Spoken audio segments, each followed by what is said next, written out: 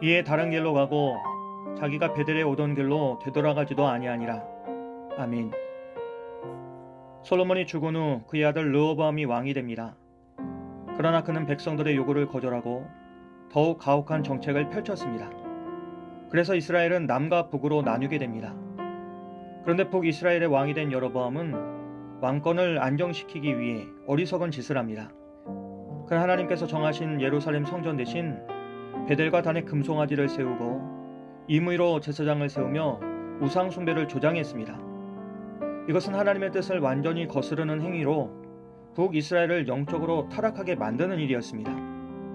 그렇게 북이스라엘 내부에는 하나님의 뜻을 선포할 사람이 없을 정도로 영적으로 황폐한 상태가 되고 맙니다.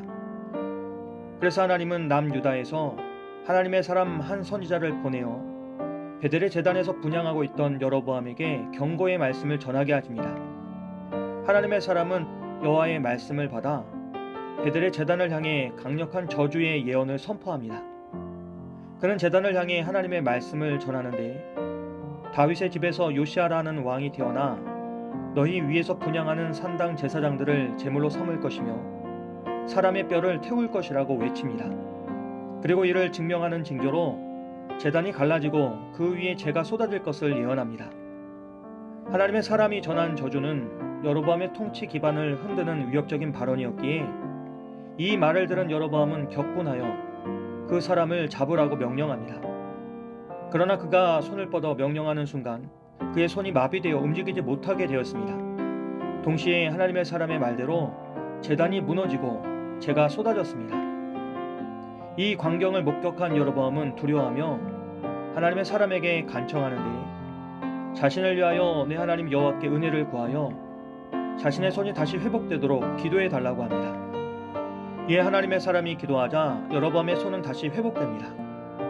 여로보암은 이 기적을 통해 선지자가 참으로 하나님의 사람임을 확신하고 온전히 회개해야 했습니다. 하지만 그에겐 그런 회개는 없었습니다. 단지 하나님의 사람을 자신의 집으로 초청하며 후하게 대접하겠다는 제안을 할 뿐이었습니다. 그러나 하나님의 사람은 그때도 하나님의 명령을 기억하고 왕께서 왕의 집 절반을 내게 준다 할지라도 나는 왕과 함께 들어가지도 아니하고 이곳에서는 떡도 먹지 아니하고 물도 마시지 않겠다고 합니다.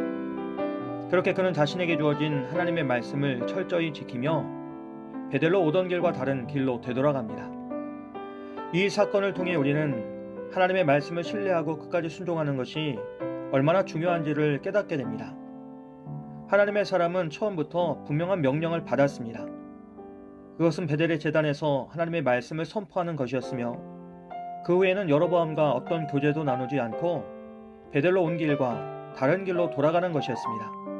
그는 이 명령을 충실히 따랐습니다. 그는 하나님의 뜻이 단순한 친절과 보상에 있는 것이 아니라 온전한 순종에 있음을 알았습니다. 그래서 그는 왕의 제안을 거절하고 처음 받은 명령대로 베델로 온 길이 아닌 다른 길로 돌아갔습니다. 하나님의 사람은 여로보암의 초청을 거절하며 자신에게 주어진 하나님의 명령을 끝까지 지키기로 결단했습니다. 그것은 단순한 고집이 아니라 하나님의 말씀을 절대적으로 신뢰하는 태도였습니다. 세상의 기준으로 보면 왕이 베푼 호의를 거절하는 것은 어리석은 일처럼 보일 수도 있습니다. 그러나 하나님의 말씀을 따른다는 것은 세상의 상식과 계산을 초월하는 믿음의 결단입니다. 우리가 살아가면서 우리의 삶 속에 찾아오는 크고 작은 유혹 속에서도 붙들어야 할 것은 하나님의 명확한 말씀입니다. 우리는 하나님의 말씀을 따라 살아갈 때에 그것이 비록 좁고 힘든 길이라 할지라도 결국은 그것이 생명과 영광의 길임을 잊지 말아야 합니다. 세상은 종종 우리에게 더 쉽고 편리한 길을 제시할 것입니다. 때론 하나님의 말씀을 지키는 것이 불리해 보이고 다른 사람들이 가는 길을 따르는 것이 더 안전해 보일 수도 있습니다. 하지만 진정한 안전은 우리의 선택에 있지 않고 하나님의 말씀에 순종하는 데에 있습니다. 그래서 우리는 그 믿음으로 오늘도 담대하게 나아갑니다. 우리의 길이 때로 어렵고 이해되지 않을지라도 하나님께서 말씀하신 그 길을 따르는 것이 결국에는 가장 복된 길이며 하나님께서 준비하신 최선의 길임을 확신해야 합니다.